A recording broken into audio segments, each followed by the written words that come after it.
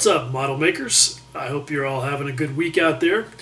It's Tuesday, and I have no excruciatingly long, overly detailed, in-depth videos to make about any of my projects this week. So that's the good news. The bad news is that you're still going to be subjected to my nonsense because Tactical Jackalope has posed a really cool video question for all of us in the YouTube model making community. And that is, how did you get started making models?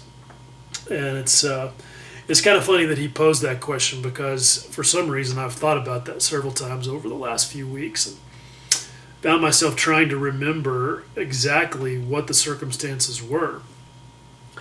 I can remember the first two models that I got like it was yesterday. One of them was a Bell Jet Ranger helicopter, and the other one was a Ford Model A pickup truck. And I don't remember which one came first, but they both stand out in my mind because they were disasters. I was about 10 years old, and I got both of them for Christmas, maybe at the same time. And I quickly learned two things about myself. One thing about myself and one thing about model making. I learned that glue and paint that's on your finger is going to quickly be all over your model. And the second thing I learned is that I have a very bad temper. And I've been struggling to recover from the bad temper for the last 30 some odd years. So, two powerful lessons for such a tender young age. But nonetheless, it kindled some sort of a thing in me that made me interested in making models. I guess I just have a natural inclination for that sort of thing. I was taking apart lawnmower engines when I was the same age. Hadn't quite figured out yet how to put them back together, but I clearly had some sort of a bent for mechanical objects. And not too long after that, I was over at the house of some of my parents' friends. And their son was a guy who was, 3 or 4 years older than me, and I just thought he was the coolest dude in the world. And his room was a veritable flying aircraft museum. His whole ceiling was covered with model airplanes. And I just thought that they were the coolest thing. And I know that that's what got me interested in World War II aircraft. And so for the next, 5 years or so, I dove into it, just as far as I possibly could. I figured out that I wanted my models to look a lot more like the ones on the box. And I started trying to understand why they didn't and what I needed to do to make that happen. And so I found a book at the community college library, which some of you are familiar with. It was called the Model Maker's Handbook. And I actually still have that. And I would go to the magazine store. I'd talk my parents into taking me there after church on Sundays.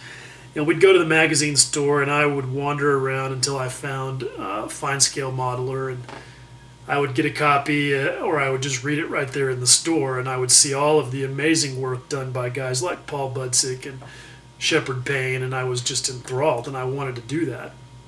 And so I bought myself a $15 Badger single-action airbrush. It was one of those weird turquoise-colored ones that had the bottle on the bottom, and I powered it with a can of Badger Propel. And I had better and better luck as time went on, and as I learned some skills, and I even entered some of my models in the county fair. And got a few ribbons for him here and there. So, I got I guess about as good as could be expected at it for a 12 or 13-year-old kid who didn't know what the heck he was doing. I certainly had some misadventures. I remember attempting to paint an SPD Dauntless, I believe it was, or maybe it was an Avenger. I can't remember. But anyway, for some reason, I decided that I should try the new at the time, and this was in the early '80s, mind you. The new at the time Floquil water-based paints, and not knowing anything about primers at that point in my life, I shot that stuff directly on the plastic, and then the next day watched in horror as it all flaked off like dry leaves. So definitely did not try using any water-based paints again at that time. And it's amazing to me how far that and everything else has come in the intervening 30 years, because like most of you guys, when I turned 15 or 16, I found my driver's license, I found girls, I found beer, I found high school basketball games and dirt bikes and lots of other things that conspired to pull me away from the workbench. But I never lost my fascination for trying to create things in miniature, and so here I am back at it 30 years later, and with a video camera right here at my workbench so I can torture you guys. At any rate, I'm looking forward to hearing all of your stories about how you got started as well. Take care. Much love.